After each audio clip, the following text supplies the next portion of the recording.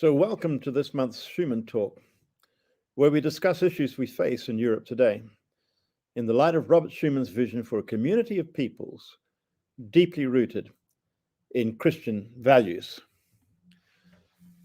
The reason why we hold these Schuman Talks on the 9th day of each month at 6 p.m. is that on May the 9th, 1950, at 6 p.m., the French Foreign Minister Robert Schuman gave a 3-minute speech in which he laid the foundation for the European house in which today 500 million Europeans live together in peace. I call this the defining moment of post-war Europe, for it launched the European movement for peace and unity, which has led to today's European Union. There's been unprecedented peace between EU member states ever since. Now, our guest today is Henry Vyner-Brooks, who's a podcaster and author. He calls himself a blue-collar scholar. I'll ask him in a minute to explain that. He lives up in the UK Lake District. That is the top, let's say, northwest part of England, south of the Scottish border, with his wife and 6 children there. And you can find out more about him, his writings, and recordings on savingeurope.com. And before Henry comes on screen, I'm just going to say that Henry and I met maybe 8 or 9 years ago, and we've haven't had a lot of contact in between, but it's only a month or so ago when I discovered the enormous amount of work that he has been producing, and his book called Saving Europe. We were together on the Lausanne Europe conference. It was an online event, and I saw there a comment that he'd made about his book Saving Europe. I looked it up and ordered it and have been blown away by its content as something that so fits what we're trying to do in the Schuman Center. And so we'll explain this a bit more. As I've told Henry, this is a book that I want to use as a textbook for our European Studies courses that we run in the Schuman Center. So, Henry, I want to say a warm welcome to you on the show. And you're no stranger to this kind of work because you've been doing lots of podcasts, and you often do it with 5 or 6 others of your blue-collar scholar friends. What do you mean by that, blue-collar? You're wearing a blue shirt, and that's your trademark through your videos like this. So explain. The blue-collar scholar bit is the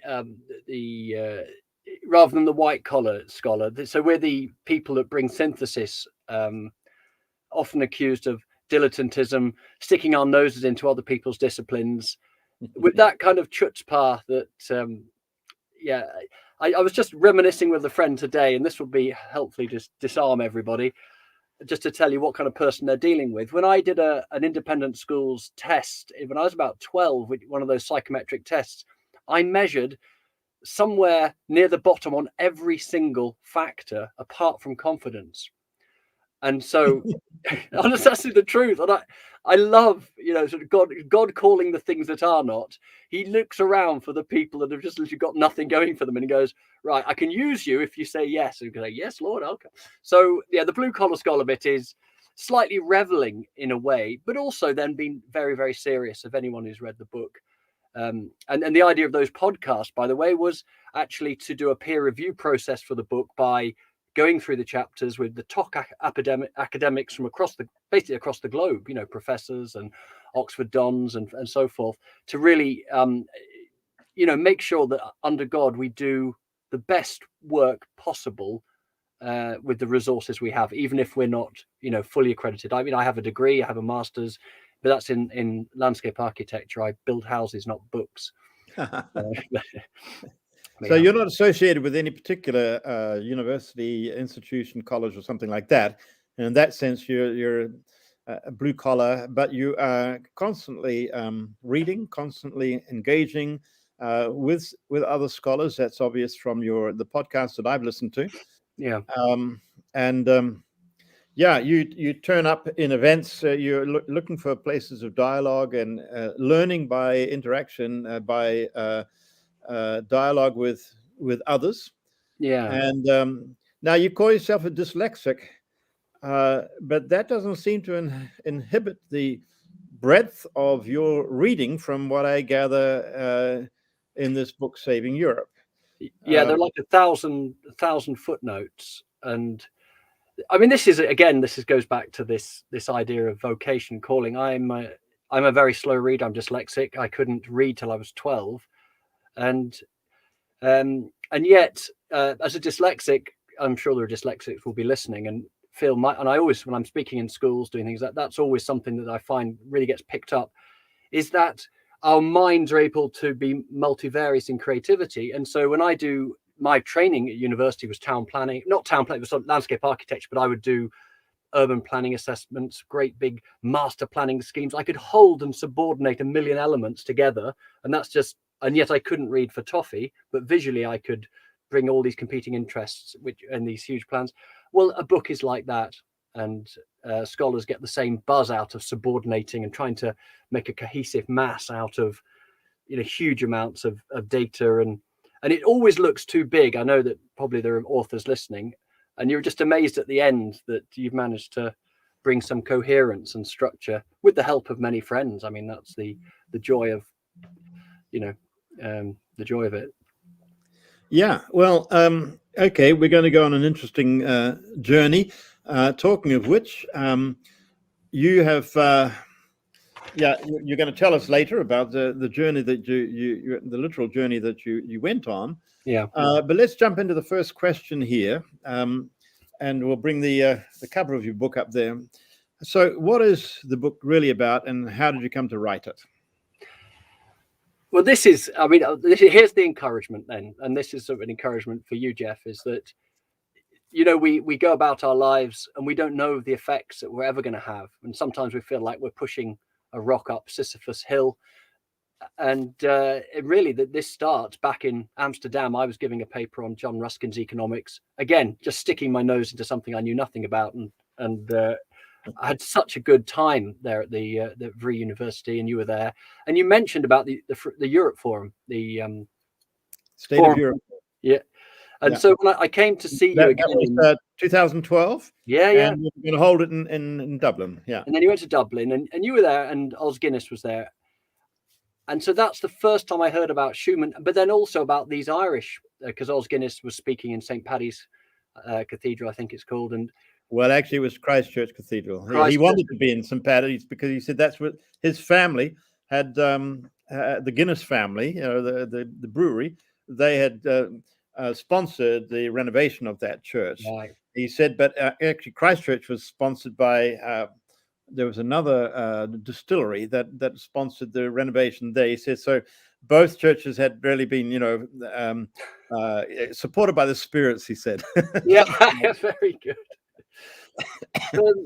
I mean, I've no plans to do anything like this, but I mean, I'm what I've been doing for 10 years is actually writing novels, historic novels, young adult fiction. That was following cancer, and so I have a nose for sniffing out narrative.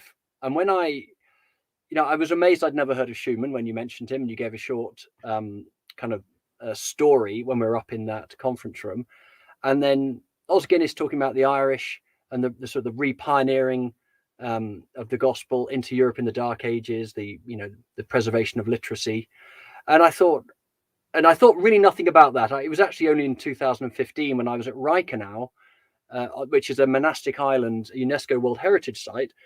That's just north of Constance, on the border between Germany and Switzerland. Yeah, it's like the outflow of the Rhine from Lake Constance, and it's just you've got to go there. It's amazing. I mean, they actually call it the cradle of Western civilization. Very, very grand claim. I visited for the first time this last summer. Yeah, it's just lovely spot. And why was that? Oh, because there I heard in a German comic book in the museum, I saw this comic book about Baden-Württemberg, and it actually mentions about the Columbanus mission, this Irish mission, although my German's non-existent. So those kind of things started boiling away. now the book that you've just shown everyone is actually a double biography of those two men. So I've used these two Christian thought leaders at two great dark ages and showing what a Christian leadership response can make. But of course, within that, of course, we get to see in the book, we get to see the whole history really of Western civilization from the collapse of Rome. And that's actually, it's from before that. The initial chapter talks about really the movement west from the Levant, kind of Crete, the Greek city-states, Rome, just briefly passing the injection of Christianity into that. Well, talking about bookends, Henry, that's something I've really appreciated about reading this, and I really just read it in the last month, wasn't even aware of it, but yeah, I think you started writing this in 2017. Really, you really started working on the project then. So it's just been these last 4 or 5 years, and you've covered an enormous amount of ground. As someone who's been looking at Schuman now for 20 years, and realizing the dearth of information there has been in the English language, I wasn't aware of anything before I wrote Deeply Rooted. But I've learned a lot from what you've researched. And this is a double biography, as you say. I mean, if it had just been one or the other, it would have been quite a feat.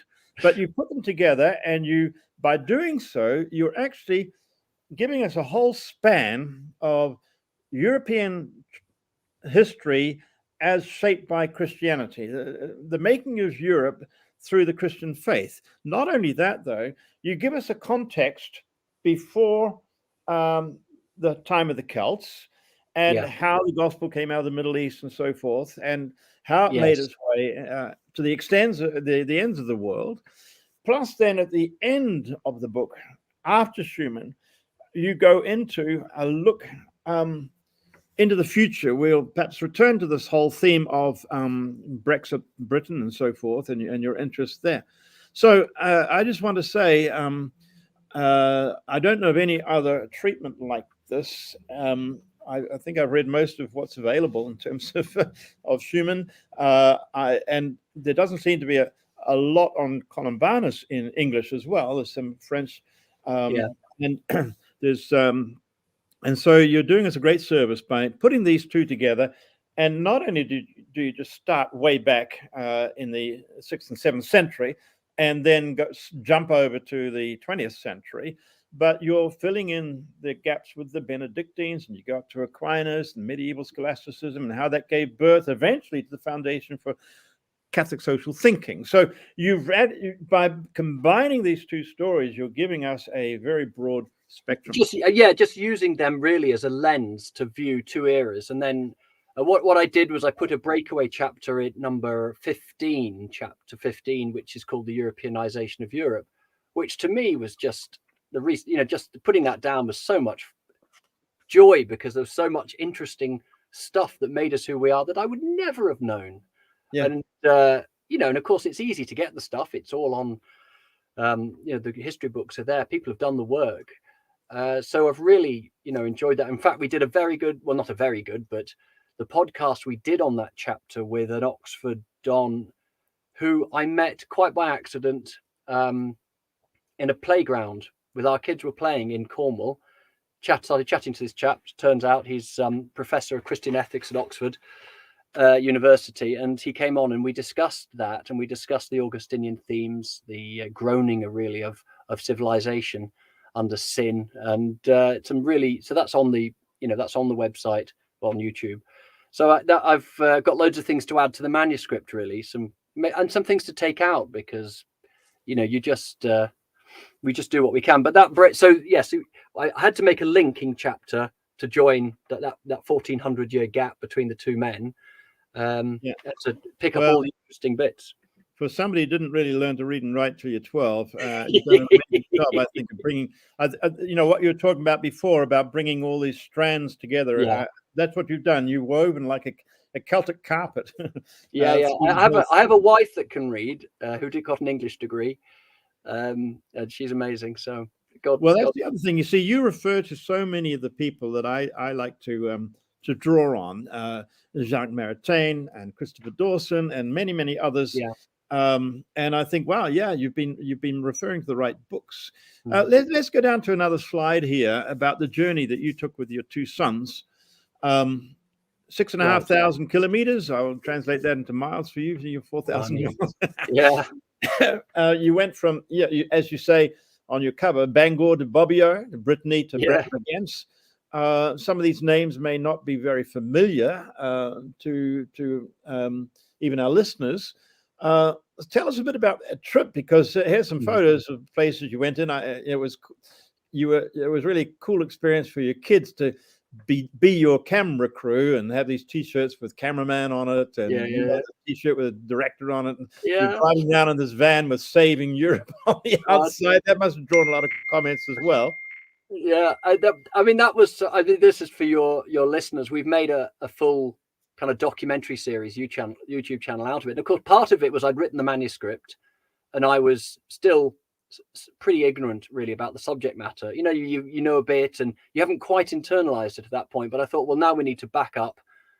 It was a great opportunity after Brexit to then go out and talk with people, interview scholars on the continent, go to the great libraries. We had a private viewing. I haven't released the footage of Adenauer's house, Schumann's house. We had a full couple of hours there with Laurent Tuner, the director, the European House of History, the great St. Gallen Library, where they had an Irish exhibition. So actually there is a full, and there's a half-hour episode on Saving Europe about that. Brilliant. Is that up yet? Is that posted? That's up on the channel, and that is posted. No, I mean, we'd be talking about being blown away by all you produce with the book, but then if people were to go to your website, they would say, now, do you have all 50 podcasts yet up for not podcasts but videos? I saw 17 up there at least, just on Columbanus, and then you got 3 or 4 on Schuman, with several to come. So you've been incredibly productive, and your kids have done a great job also helping with the technical side of things. For me, it's a discovery of a treasure trove that we'll find very useful in our work in the Schuman Center. I'm so pleased. I mean, the thing was, as you probably found out, the more when you go and do something rather than sitting in an armchair, you get to meet loads of people. So I met, the great, I know you've got a picture of Alex O'Hara coming up in a minute, and on your slides, and Alex, met him and we've become really good friends. And so traveling and interviewing people, there wasn't lots of interviewing, but going to the locations obviously was important. It overturned some of the things I'd got wrong. But again, capturing that on film, we were completely green behind the ears when it came to film work. We just, we spent £1,000, on gear, and off we went, point and shoot, put the camera on idiot mode, get the sound right. And we've managed to, we're trying to really up the game for the Schumann ones. We're spending a lot more time making it more cinematic. And, but again, we've only got what we've got, so we can't, we can't go, but that's a whole new set of skills I've had to learn, filmmaking, which I've really enjoyed. And we're hoping to go back to the continent for a couple of months, to Italy, to film stuff on the Renaissance for some upcoming novels. I've got my Renaissance trilogy, which this is this year. So well, I think with your 6 children, you've got plenty of crew members to recruit in the future anyway. So. Yeah, we've got a couple at university. Tom was the cameraman. Tom's at uni now. Abby's at uni, and William's at college. So we'll maybe take the younger ones. They're not quite big enough to hold the camera up high enough. That's the trouble. But well, let's go back to that map again, and sure. And take us quickly through these places: Bangor, Brittany. Actually, I've been to all of them except for Bobbio. That's long been on my list. Oh, lovely. So, in fact, Lucille, the last time I was there was just actually this summer. So, tell us, why are these places significant? Yeah, sure. Right. I mean, for the Saving Europe trip we did, we had to not just do Columbanus journey. We had to weave in the Schumann places. This is just the Columbanus trip. Yeah. Yeah, fine. So, I mean, that what you're seeing there actually isn't even the extent of his journey. No, I simplified it. Yeah, sure. So, I mean, we went to Ireland for 4 weeks. We did some house swaps, filmed at different places in Ireland. It's all in the north. We didn't go any south. And then later I took the boys to the continent. And so Columbanus arrives in Brittany. He chooses lifelong exile. So Bangor was the kind of ascending monastery, Sure. several thousand people. That's where he was, he was discipled elsewhere, but that's where he really grew in maturity in his ministry, and eventually set sail from there with a band of, customary 12 or so. I don't know. Yeah, I mean, it's really worth labouring that point that what Ireland became, the place that's never been Romanized, became Christianized, and there the expression of that Celtic spirituality. They never picked up that late antique Roman pessimism effectively, and so they're just bursting. The young men are flocking to these monastic cities. I compare them in the book to Palo Alto, the tech startups. I mean, they really did believe that Christianity could save the world, and the young men gave themselves to that. And they tried to, but and also it's not. They received a lot of the ascetic practices of Egypt. So, but before you leave Ireland. Yeah, and before you leave Ireland, it's hard for many modern listeners or modern readers to recognize, to understand that Ireland was the leading intellectual center, and that people came from many parts of the continent actually to Ireland to study under the Celtic pattern, even under later in the Catholic tradition, Vyner-Brooks as well, and that these were really the prototypes of universities going on there. I mean, because they had 3,000 people. Yeah. I mean, often they're talking about how the Irish saved civilization. Would you comment on that? What was that all about? Yeah, I mean, that was a book written by something Carr. I can't remember. Thomas Carr-Hill. Brilliant. Wonderful to read. I mean, I'm a lot more cautious and try to be a little bit less overblown than that. It's not quite as that. The impact of the Irish is incalculable on the continent, but I think when we, some of the sources from the continent would say, that the decline of letters. This is Gregory of Tours saying that the decline of letters is so awful. He says, I can't find anyone to compose anything. And then Marcellanius says about Rome that the libraries like tombs closed forever. I think for that generation, things may have seemed very grim, but there were always pockets. It was Rome we shouldn't be too sensitive. The old order had collapsed. Yeah. So, but nevertheless, Columbanus, why he's significant, he's taking, he's the first, Columba of Iona has been exiled 20, 30 years before because of starting a war. And now that's often a point where people get confused. Sure. Columba is a different person. He left about the same time, went up to Scotland, and that started the whole process of evangelization of Scotland and down and through to England. Whereas Columbanus comes from Bangor, and we're talking about 595, is it? 596? Yeah, about maybe it's around 590. I think it could be 87 even. Yeah.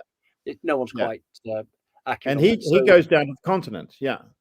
Now, we know that France had been evangelized. We hear about the conversion of Clovis, but something happened in between. That was in the 5th century, a whole century and a half actually earlier. Columbanus arrives there in Brittany. And actually, my wife and I went to this very same church you write about and have photos about there, the St. Columbanus Church, close to where all those rocks with those fields, that's it. Yeah, I know the one. Kind of menhirs, mini Stonehenges are. We were there some years ago. So, what was the state then of the situation in Gaul? Well, I mean, if you want to. The hagiographer, Columbanus has his biography written almost within the lifetime. An 18-year-old lad called Jonas joins the monastery at Bobbio, and he starts to write it up from the eyewitnesses. But Jonas really wants us to feel like he's that he's like Elijah walking into the court of Ahab and Jezebel. That's how it's. But we know that the Burgundian, the sort of Merovingian Franks were not, they were a brutal lot in brutal times. But they did provide that modicum of stability that was necessary for the functioning of a monastery. Your title must mean something. So he was received very gladly by Guntram. He was given land.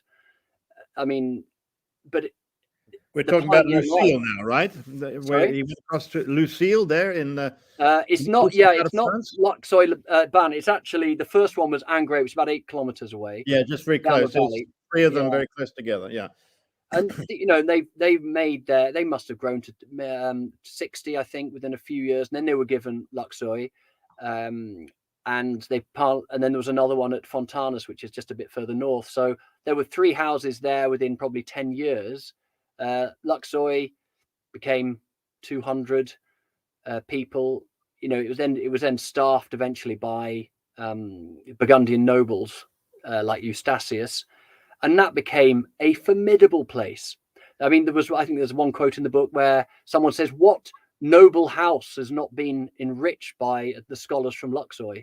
As if they were sent basically all over Europe. Yeah. Because the standard of Latin was extraordinary. Their biblical knowledge was prodigious. I mean, when you read Columbanus, you see that he brings in one letter, I think 17 references from so many different books of the Bible, just in a letter he's writing in haste. So, there's a scriptural, a kind of like a biblical, worldview, or having yourself immersed in the scriptures is obviously a very powerful, like not just neurological and literary, but yeah. So those places became, very, but then he gets into trouble. Then he gets into trouble with the powers. Yeah, so that's where he's kicked out. He's an unwanted immigrant for a while because he's holding up a standard to the rulers that they're not prepared to bow to. So they try to kick him out of the country. That's a whole story you'll have to read in the book.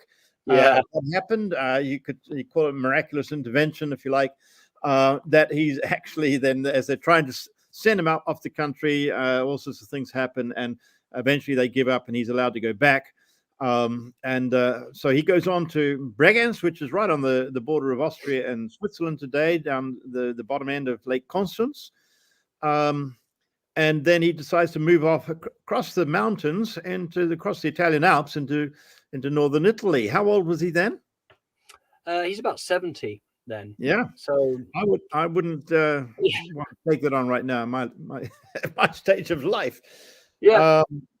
And he leaves behind one of his disciples. Do you want to say something about that? Right. So there's a bit of a bust up and the sources sort of hide this from us. Saint Gall is like his Anam Chara, his soul friend, and he's been with him all the time. And he was part of the original team that left Bangor. Yeah, that's right. He might have been from the continent because he was able to preach in the language of the area. That was new to me. Yeah. Right. But of course, as you said before, Bangor became a magnet, and Bede mentions that in his ecclesiastical histories. The Irish received everyone; they gave them board and lodging, no tuition fees. Yeah. So that's anyway. So yeah, so there's something happens there. Columbanus wants to travel south. He'd always wanted to go to Italy, and I delve into it in the book a bit and in the documentaries. But there's a parting of friends. It's a bit like John Mark and Paul, and there is a mending and when Columbanus is dying, he actually sends his staff back. Yeah.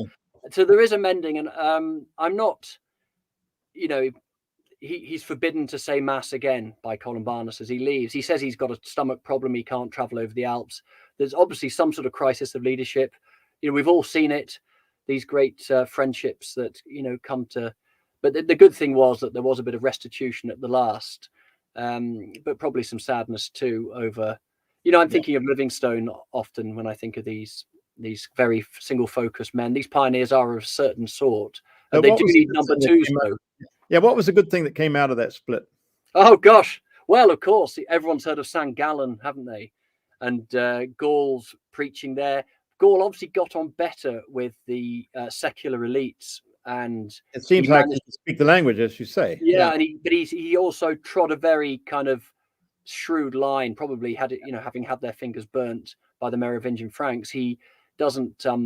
His interactions are very good. He refuses great honors, and what grows around him, of course, is now the city of St. Gallen, the great university, the great monastery, the great library that became a light in Europe and now houses some of Switzerland's treasures. So yeah, it's an amazing place. When we do our heritage tours, and hopefully one day we'll be able to do them again, that is one of the highlights, to come into that library there at St. Gallen And just is a mind-blowing circumstance. You'll read about it in the book. So he ends up in Bobbio, which becomes also a monastic center that continues for centuries. In fact, I think St. Francis actually went there, and I wonder if that's where St. Francis got his love for the animal world from. It's kind of Celtic.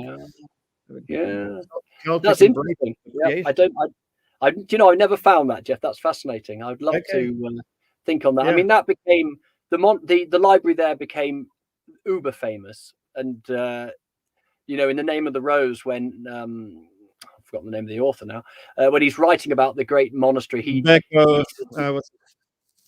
come on, end something. Umbreco. Yeah, he's thinking about that library. It did become very famous. Now, many of the treasured manuscripts are in the Ambrosian Library in Milan, including an antiphona from Bangor, which is like a songbook. So, that was a pretty amazing foundation. Now, let's make a jump now. Yeah, go on. Let's make it jump to the second question, and that is with the next photo. It's a photo that you use in the book of Robert Schuman in Lucille. And the question I have is, how are the lives of Columbanus and Schuman interwoven? What do they have in common? And what was going on in this picture? Yeah, this is, it almost, I must say, if people are thinking, gosh, what a weird book to write, they wouldn't be the first. And I had some, my own agent wasn't sure. He was so amazed and wondered, he loved the Schuman stuff. And he loved the Columbanus stuff. He just thought putting them together was a complex, it was a stretch. The two men, so what's happening in this picture? This is outside Luxor. This was the kind of big abbey in Burgundy that became so famous and was eventually kind of burnt down the libraries were burnt in the French Revolution. Schuman calls people here. I haven't got the date. 1950, is it? Yeah, 1950. It's in June, I think, in 1950. So it's just the month after his Schuman Declaration. Yeah.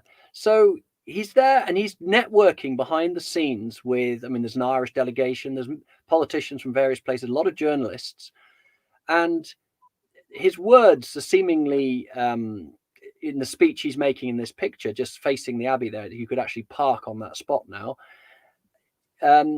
He makes a speech. I think I give the transcript what he's saying, but in the background, he's networking with the politicians. He's taking them to an out of the way place.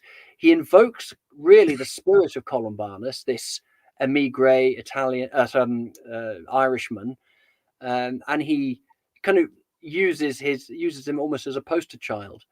And I just thought that was fascinating. Schumann's own knowledge of history was absolutely. He was a machine, and he never forgot what he read as a child. His teachers were amazed, even from a young boy. He had a library of 8,000 books. Yeah, just extraordinary. So his religious sensibility, his sense of Christian history, the deep rootedness of that he talks about that you use for the title of your book. Yes, it must. I'd love to have seen him travel to Ireland. Really, that would have been rather wonderful. But he can see that. So to choose that place of all places and that's how I actually start the book, as a way of, binding the two together. So yeah. Before you answer the second question, what do they have in common? Let's go to the next slide, where I introduce your friend Alex O'Hara. As in preparing for this Schuman talk, I came across his talk, which he gave in Rome. I think he was invited by the Irish embassy in Rome, and he gives much credit to your work in this. And really, he brings together. He's almost quoting you here, how that the early medieval Irish monk Columbanus has been called the first European. He's one of the earliest and strongest voices of early Christian Ireland, the first Irish person to express a sense of Irish identity in writing, and the first to introduce the concept of a united Europe. So Columbanus and the French statesman and politician Robert Schuman are two historical figures at either end of the spectrum of European history, who have both been lauded in different ways as fathers of Europe. So really, he was taking your line and saying this. So let's go back then to the other photo. How are the lives? What do they have in common? Yeah, I jotted a few things down, so forgive the me glancing off to the side here. They're both relatively unknown. I mean, people have not heard of Columbanus in England, put it that way. They may have heard of Columba if they have. In Ireland. Yeah. Actually, Mary McAleese, the former president, she made a whole film about him. Yeah, that's it. And Alex was on that too. I remember he was in Vienna.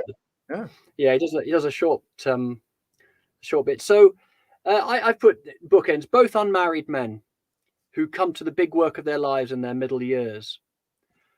In Schuman's case, he understood a divine call from a very early age, very unusual. Churchill did too, actually, and I wonder about Columbanus. There's trying to peer through the hagiography. His mother has a vision when she's pregnant with him, so he may have grown up knowing there was some special call of God on his life. So I've got that. So unmarried, middle age, and that the middle age thing I think is lovely too. It kind of gives me a little bit of hope as I'm coming to 50 at the end of this week. An internal geography deep and wide. I think for Schuman, I've just said that his Catholicism was, and his, the Christian heritage, his reading of history and philosophy really get him for that. Columbanus, I think under Abbot Sinnel, I think he and Comgal, and his biblical reading, I think there was a real stretch there. So Comgal was his mentor in Bangor. He was the leader of the community in Bangor. Yeah, and so I think they got a lot from them, but also I think it was they're reading the classics, some of them, and but I think honestly I think it's being immersed in the scriptures, and having read as much as I've had to read, I only come back to the Bible with all the more awe and reverence and joy to see the clarity and the richness of the words of God that he's passed through. So that's one thing. So rich internal geography, nationality, their understanding of nationality. It's very hard to say this. There's probably a very good way of saying it, but that at bottom nationality is fictitious compared to the kingdom of God, and you'll see that in both their writings. Instead of acknowledging it is a good thing, it can be a good thing. Obviously, if you've lived through a time when there's been a demoniacal nationalism, you're going to have things to say about it. But the idea that Columbanus, he appeals to when he's appealing to the popes, he's very much saying no matter what our race is, we're all Christians, we're citizens of the kingdom of God. I mean, so you've got to that is supranational at that point, because so there's that. But then that's not to deny that obviously the particularity and the joy of, who would want the French to be anything other than French? Love the French for their Frenchness, or the Irish to be anything other absolutely. Than goodness me, who would want? So all of decaying Europe he talks about. Yes, that's right. So there's a few times where Columbanus really does understand that, and I think he says, I come from the armpit of the world. That's what he say. Who am I, a bunctious badger? I come from the world's end, de finibus extremis, he calls Ireland. But he revels in that. He revels in that the God's grace would then take him back across Europe and practice this free movement with such abandon. Davies says that Columbanus is the first to see Europe as a civilizational unit centered upon Rome, and he's got it's quite his attitude to the popes and to Rome itself is pretty instructive. Very hard for people who've been fed a certain Protestant line, and I am a Protestant. I have been a Catholic. I was raised Catholic, but he obviously was.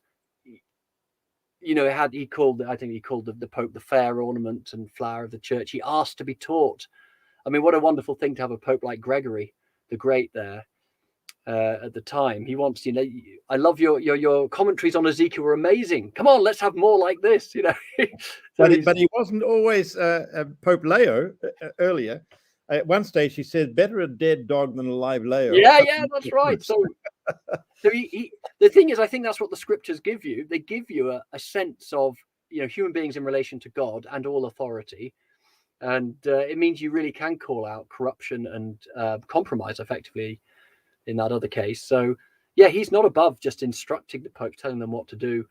So yeah, very extraordinary. And then, so what were we talking about? Just talking about him just then, were we, or Schuman? Well, just Schuman. you know, that what do they have in common? And I think you said several of the things. You know, a sense of pride in their own nationality, but seeing there's a bigger family to belong to as well, and that all comes from understanding that all people, every human, has been created in the image of God, and so therefore there's no place for a wrong kind of nationalism, a parochialism, but it was to recognize a responsibility to bring the blessing to others, and then that was quite remarkable in Schumann's case as well, that he could actually be imprisoned in solitary confinement.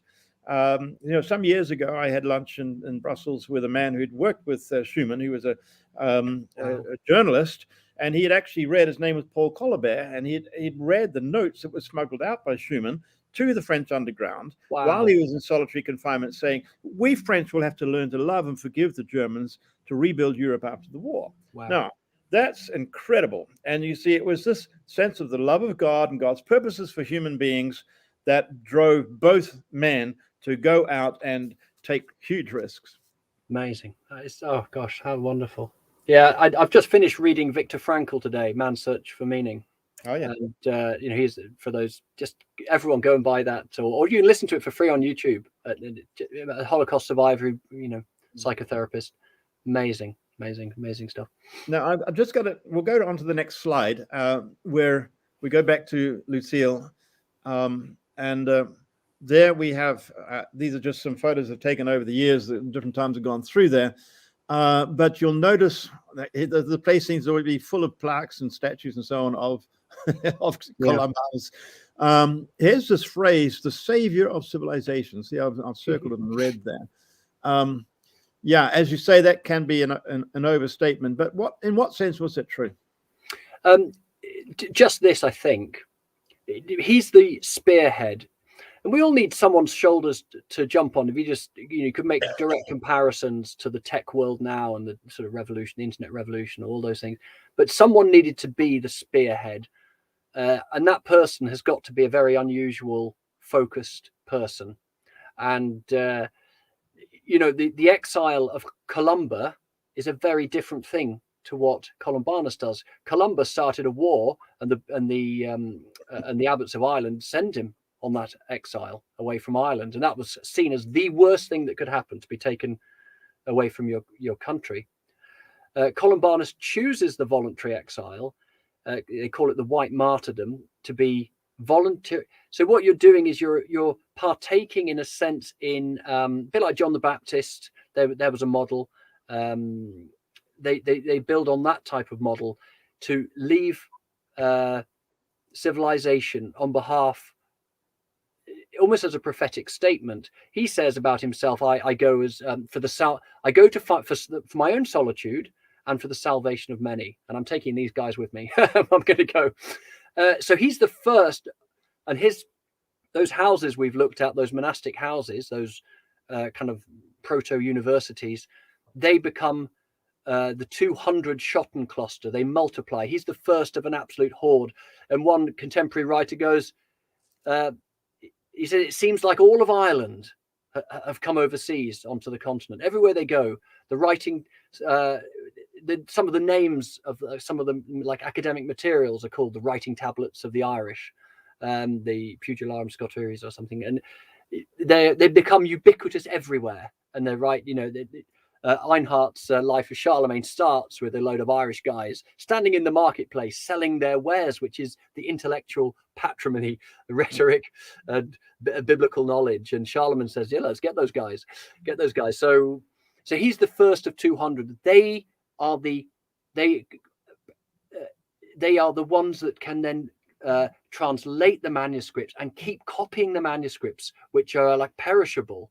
And you need a serious amount of copying engines, the monasteries, to actually to preserve the intellectual patrimony of the West. And they copied everything.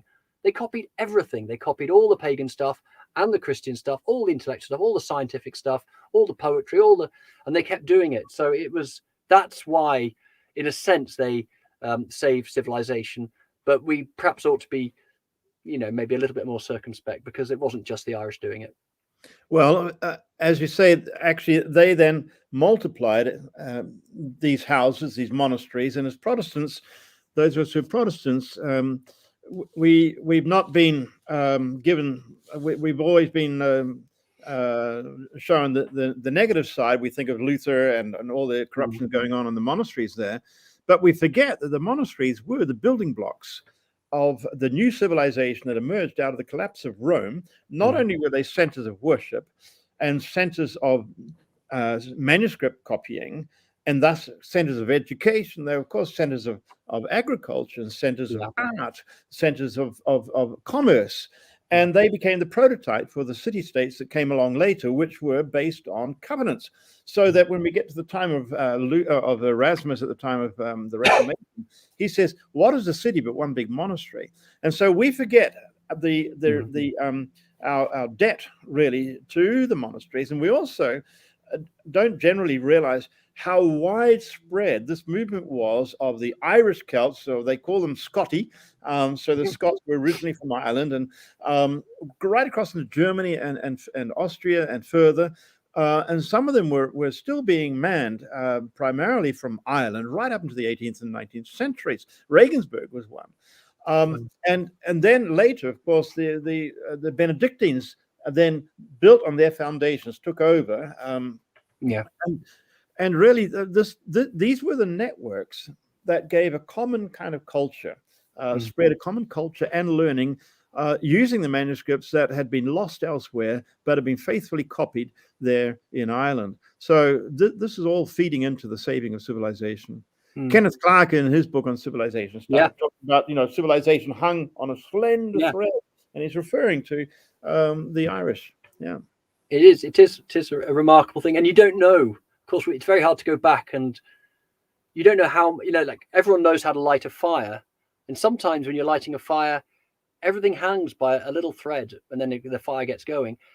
The Irish did all that work, and then just when I think the fire had taken hold properly, then suddenly the Vikings were released, and all of those sending engines up in the north were pillaged 5-6 times. Iona, Lindisfarne, Bangor were just razed to the ground by the Vikings, and the Vikings got converted to Christianity. And you don't know. It's the providence of God is a remarkable.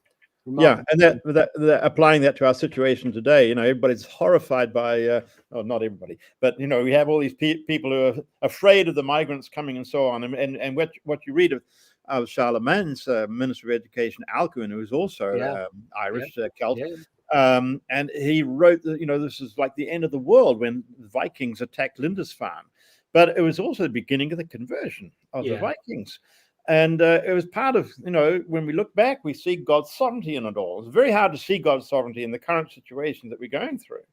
Yeah. So let's jump forward. We could spend a lot of time. We haven't said much about Schuman at all. People can read your book for that. But let's go on to the question 3 then. And that brings us right up to date. One of your stated aims was to seek understanding of the relationship of post-Brexit Britain with Europe, both the civilization of Europe as well as the EU. So what are you taking away from your journey through Europe? Okay. So this is the hard one, really. And I have to say that people say those sort of things and really they've already got their conclusion. I literally didn't, and I literally don't actually, even now. So it might be a comfort to people who they're buying the book is they're not buying a pro-Brexit book or a pro-European Union book at all. It's very much looking at these characters and looking at the Christian influence and what an extraordinary history that is. So let's read from Henry from your introduction, the very next slide here. Yeah, you're saying, okay, when you look at this old print, you see the Tin Islands. They're up there on the top right. Yeah. That's the British Isles. They were called the Tin Islands, known by Herodotus, the Greeks, way back in time. And you said in your introduction, why don't you read it? Yeah. Whatever the next decade will be for Britain, surely it cannot be a time of geographical and historical parochialism. Brexit will certainly do many things. One may be to shake us out of our present rootless amnesia and send us searching for the great supply chain of our rich history. I was making a kind of military analogy. People with dementia cannot plan for the future. That's Alain de Botton said that. I mean, I don't know what Britain will do, really. You know, there's a lot of talk of global Britain, and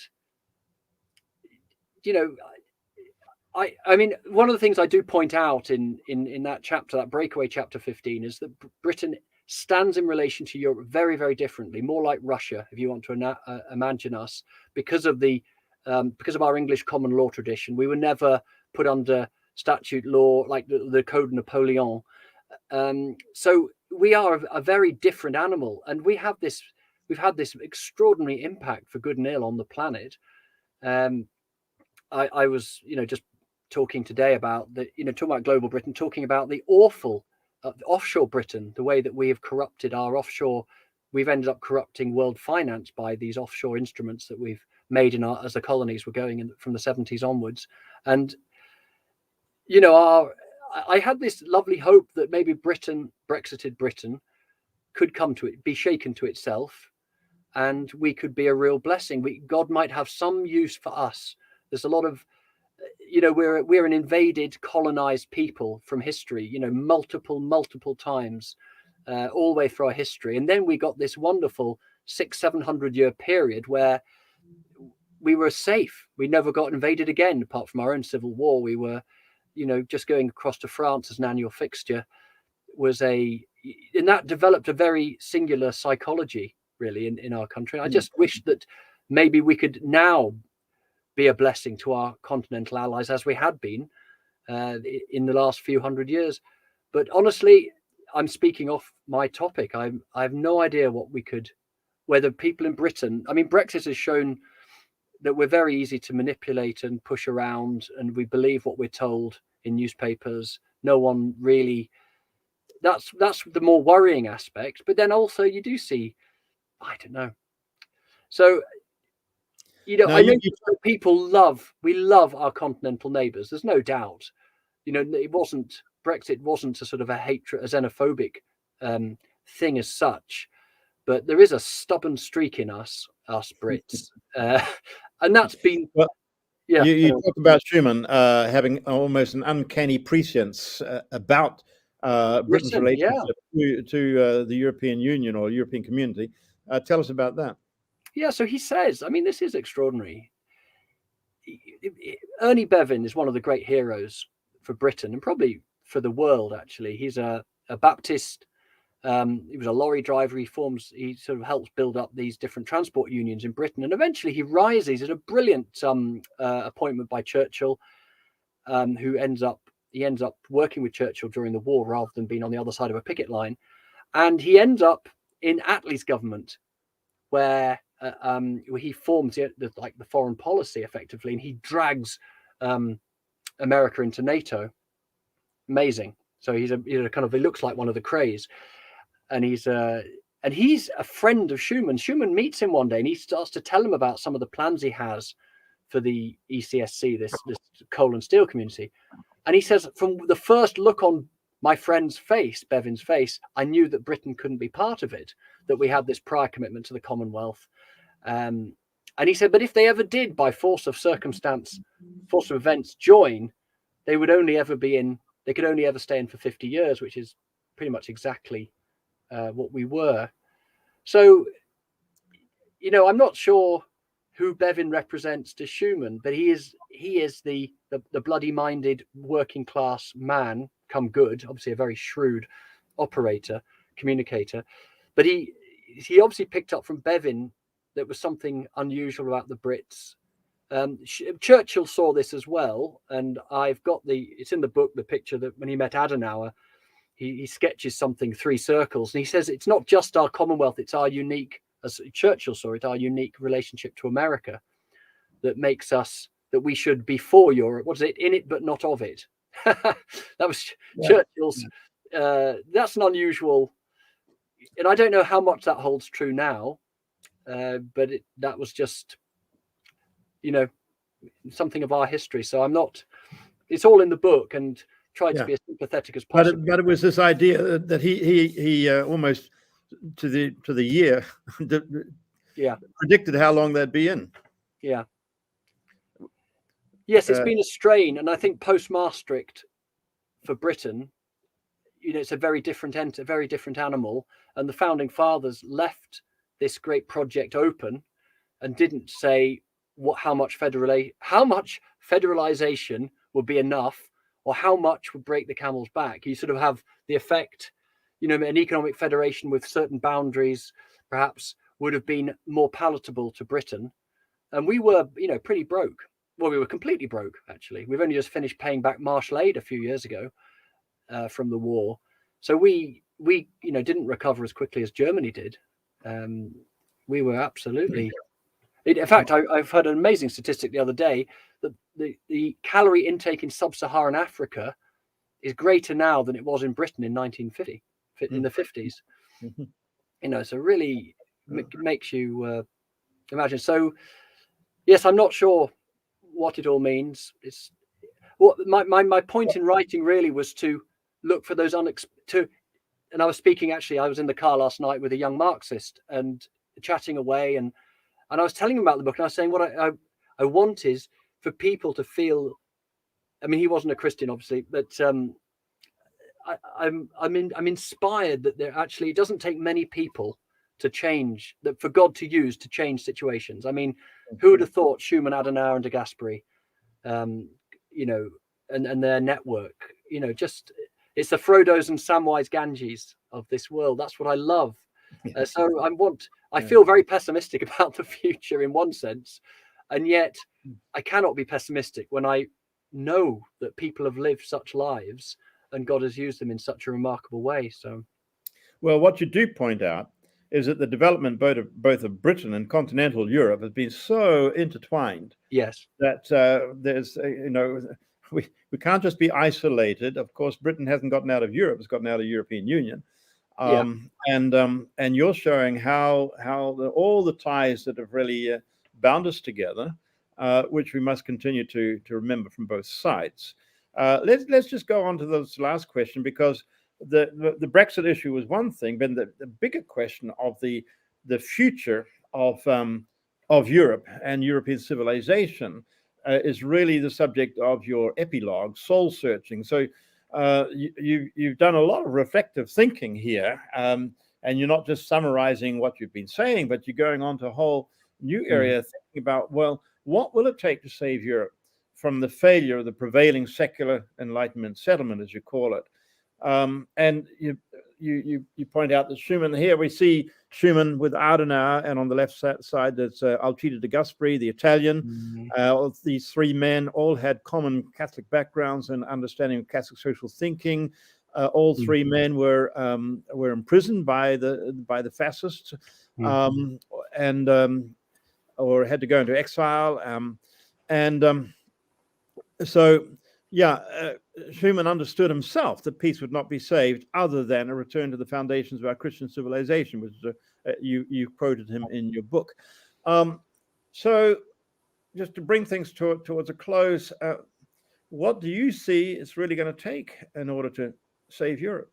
Yeah, I think what they go through. So, what we've had is a cultural Christianity, which has been in retreat among the elites for maybe 250 years, let's say. And so this is our difficulty, is we've undertaken these state churches,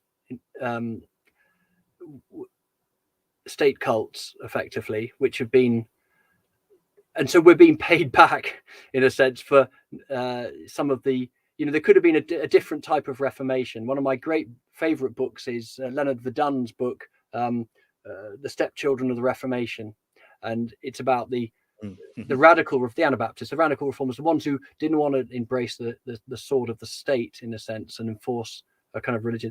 Anyway, so I see these guys here, these guys in the picture, three Catholics who are able, on the back of Leo the 13th, Rerum Novarum, these amazing, this amazing kind of Catholic social beginnings of the Catholic social teaching, helped, by the way, by our own Henry Newman, an Oxford Don, became a Catholic convert and actually helped in that project. And I see that read that. I wasn't aware of that. Yeah, nor would I. I mean, I'm not in the book. I've only found it out since doing the podcast. So our degree program is ratified by Newman University in Birmingham. So that was interesting. Great. Okay.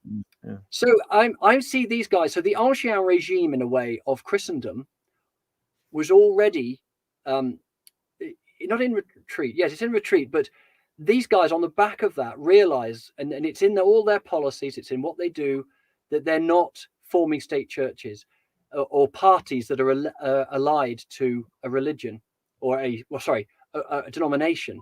So Adenauer very controversially disbands the Zentrum Party, which is the Catholic party, and then forms a party on a broader Christian consensus. De Gasperi, he has the hardest job because he gets in trouble with the Pope. He offers to hand in his resignation, but he cannot, as he sees it, violate some of the principles of the separation of church and state. And very wisely, the Pope kind of sees that he's actually in the wrong and that De Gasperi's right. And of course, Schuman, in a secular country, he's already walking a kind of, on a different line. So I see them at almost one juncture where Christendom's learnt its lesson. But we realize now, of course, that the neo-secular kind of movement hasn't learnt its lesson yet. It hasn't been found wanting, as I'm sure it will be. One of the laments of the Marxist friend I was discussing things last night was, it always gets let down by corrupt people. We just need he's just hoping for the right people that will bring in the socialist utopia. And I was sort of saying, well, it's kind of like what you think about anthropology, really, and maybe you're never going to get those people.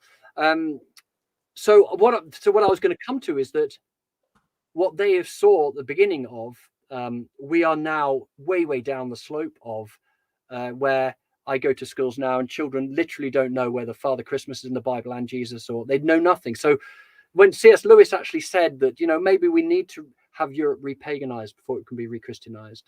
We need to forget the memory, the legacy of cultural Christianity, the scandals, the forced indoctrinations.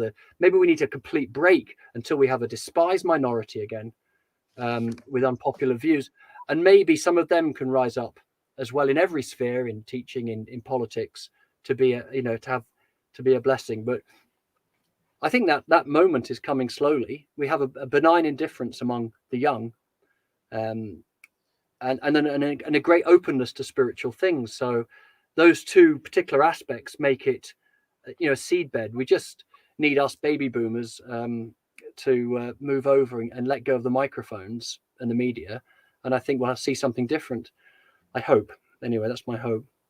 Well, Henry, by going back to Columbanus and back 70 years to the story of Schuman, what you are giving us is a platform.